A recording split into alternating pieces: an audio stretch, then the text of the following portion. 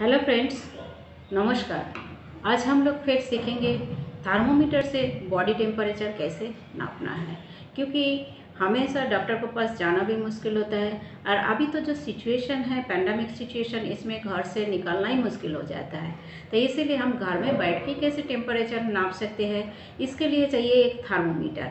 एक thermometer price भी ज़्यादा नहीं है, शायद इंडियन 100-150 में आपको मिल जाएगा। कोई एक मेडिकल स्टोर से उसको खरीद लीजिए और घर में रख लीजिए, जब भी ज़रूरत है उसको यूज़ करिए। तो आज हम लोग सीखेंगे थर्मोमीटर कैसे घर में यूज़ कर सकते हैं। ओके, अभी जो देख रहा है ये है क्लिनिकल थर्मोमीटर। ये जो क्लिनिकल थर्मोमीटर है, एक्चुअली क्लिनिकल थर्मोमीटर आविष्कार किसने किया था?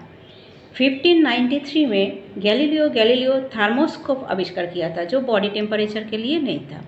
उसके बाद 1612 में सेंटेरियो न्यूमेरिक चार्ट लगा के एक क्लिनिकल थर्मोमीटर आविष्कार किया था। उसके बाद 1641 में ग्रैंड ट्यूब अल्कोहल डाल के थर्मोमीटर आविष्कार किया था। 1714 में डेनियल गैब्रियल फ़ारेनहाइट एक थर्मोमीटर आविष्कार किया था।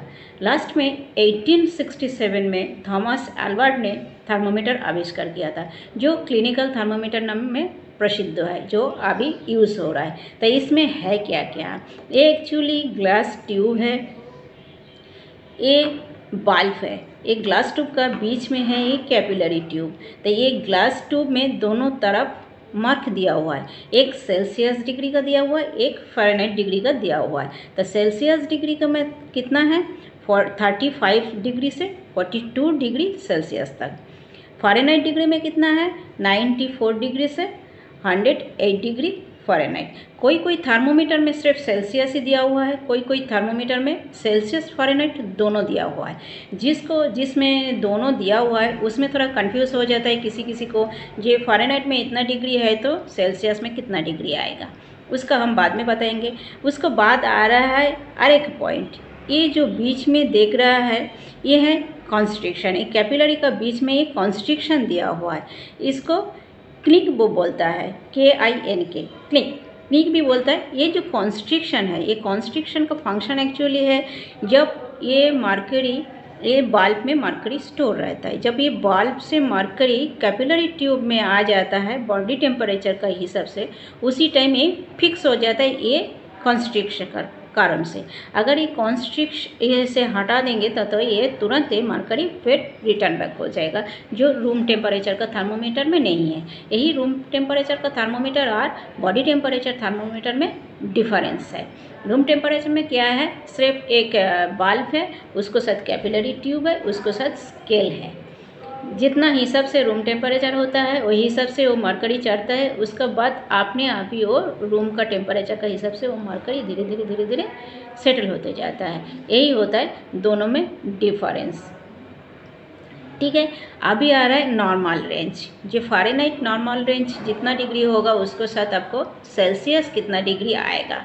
सपोज आपको यहाँ एक मार्क दिया हुआ है, देखिए 98.246।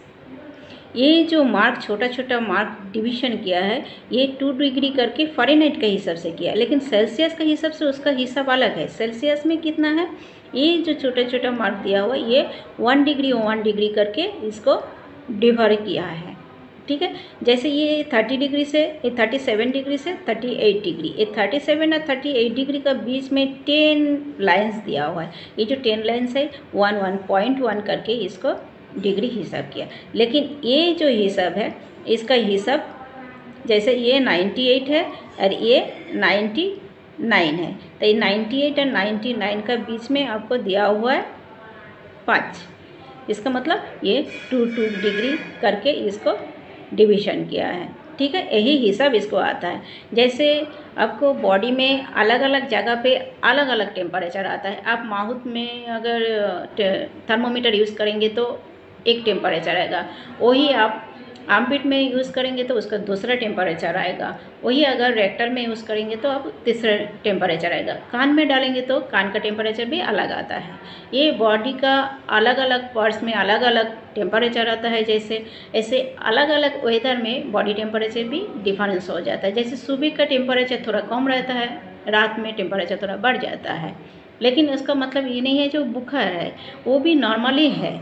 जैसे सपोज़ अगर सुबह आपको टेम्परेचर 97 व 98 है, वही टेम्परेचर आपको थोड़ा 99.6 तक पहुंच जाता है, इसका मतलब उसका बुखार नहीं है। बुखार सिम्टम ही अलग हो जाता है। ये होता है टेम्परेचर। अभी टेम्परेचर कोई कोई क्वेश्चन करता है जो टेम्परेचर नॉर्मल कहाँ कहाँ होता है, कितना मिनट तक रखना पड़ता है। तो ये जो नॉर्मल टेम्परेचर होता है, सपोज आप माउथ में डालिए तो माउथ में आपका 98.6 डिग्री फ़ारेनहाइट हो रहा है, तो आपको सेल्सियस के हिसाब से 37 डिग्री आ रहा है। ठीक है। उसके बाद अगर आर्मपिट में आप देंगे तो आपको आएगा 97.6 डिग्री फ़ारेनहाइट।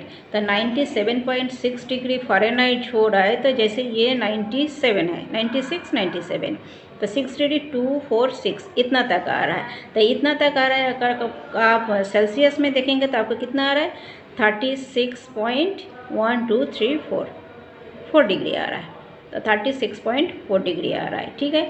ऐसे ही अब अगर रेक्टल में देखेंगे तो आपको 99.6 डिग्री आ रहा है। ये 99 है, 246 इतना तक आ रहा है। तो 99.6 डिग्री आ रहा है, तो आपको सेल्सियस में कितना आएगा, 37.5 डिग्री।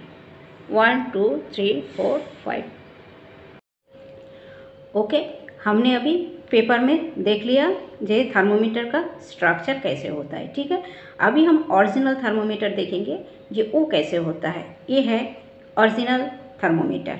ये जो ओरिजिनल थर्मोमीटर अब देख रहा है, इसमें ये जो कॉन्स्ट्रिक्शन दिया हुआ है, ये कॉन्स्ट्रिक्शन थर्मोमीटर भी है।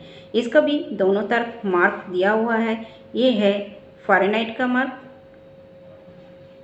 और ये है सेल्सियस का मार्क। हाँ, यह है आपको सेल्सियस का मार्क। ठीक है। और इसको यह है फ़ारेनहाइट का मार्क। तो ये आपको थर्मोमीटर देखना कैसे है। थर्मोमीटर देखने के लिए आपको ये टिप में नहीं पकड़ना है, ध्यान रखिए, ये टिप में नहीं पकड़ना है, हमेशा इसको रोटेट करके देखना है। अभी दिखाई दे रहा है, जब तक ये रोटेट हो रहा है, देखिए एक सफ़ेद पानी जैसा यहाँ तक पहुँच गया। और इसमें देखिए ये है कॉन्स्ट्रिक्शन। यही आपको देखना है, बहुत ध्यान देके। एक्चुअली थर्मोमीटर देखना कोई बहुत क्रिटिकल बात नहीं है। अब अगर थोड़ा टाइम ऑब्जर्व करेंगे तो समझ में आ ही जाएगा। ये है इसका मर्क्यूरी।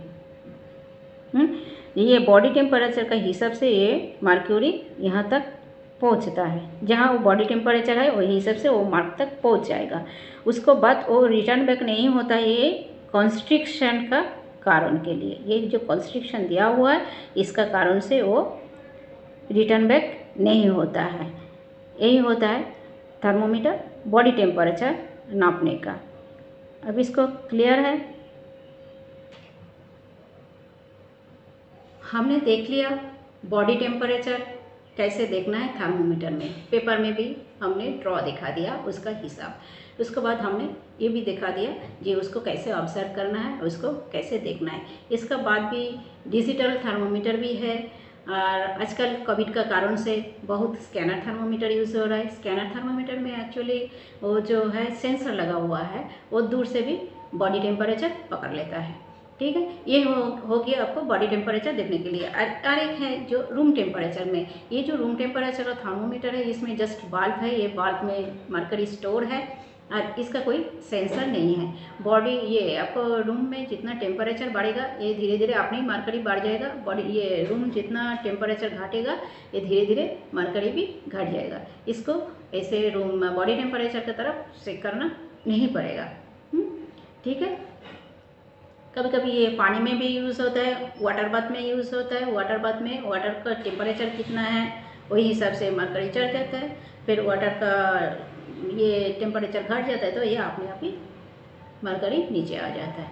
यही होता है दोनों में फ़र्क। तो कुछ प्रिकॉशन है। ये प्रिकॉशन क्या है? प्रिकॉशन एक्चुअली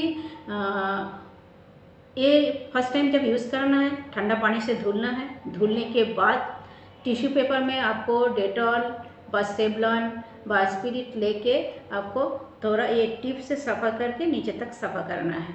इसके बाद उसको यूज़ करना है। यूज़ करने के बाद जब इसको रीयूज़ करना है उसी टाइम फिर दोबारा इसको ठंडा पानी से धुलना है। उसके बाद आप टिश्यू पेपर में सेवलॉन, डेटॉल, स्पिरिट कुछ भी लीजिए, उसको ऊपर से नीचे तक सफ़ा करना है। ध्यान रखिए यूज़ करने के टाइम टिप से सफ़ा करके नीचे तक लेना है, एंड तक लेना है, और यूज़ करने के बाद एंड से टिप तक सफ़ा करना है। ठीक है, यह है इसका प्रिकॉशन। और ये किसका किसका ऊपर यूज़ करना है, कब कब कहाँ कहाँ यूज़ करना है। ये एक्चुअली ये जो मरकरी है, मरकरी बहुत ही पॉइजनस है। अगर मुंह में ये टूट जाएगा तो दिक्कत हो जाएगा, मरकरी अंदर जाने का चांस रहता है। तो इसलिए ये 6 साल का नीचे वाला बच्चा को यूज़ नहीं करना चाहिए मुंह में, और साइकेट्रिक पेशेंट को मुंह में नहीं यूज़ करना चाहिए। जिसका ओरल प्रॉब्लम चल रहा है, सर्जरी हुआ व ओरल ट्रीटमेंट चल रहा है, तो उसको भी ये मुंह में नहीं यूज़ करना चाहिए। उसको आर्मपिट में यूज़ करना है, जिसको एक्सिलरी मेथड बोलता है। ठीक है, यही है इसका यूज़। आई होप क्लियर हो गया होगा। अगर क्लियर नहीं हुआ तो कमेंट बॉक्स में आप कमेंट कर सकते हैं। ठीक है, और ये जितना हो सके इसको शेयर कर दीजिए, क्योंकि ये सबके लिए ज़रूरी है और सबको सीखना ही बहुत ज़रूरी है। थर्मोमीटर से बॉडी टेम्परेचर कैसे नापा जाता है, क्योंकि अभी जो पेंडेमिक सिचुएशन चल रहा है, हमेशा डॉक्टर के पास जाना मुश्किल होता है। इसलिए घर बैठ के आप इसको यूज़ कर सकती है। ठीक है, तब आज इतना तक ही। Okay, bye bye, take care.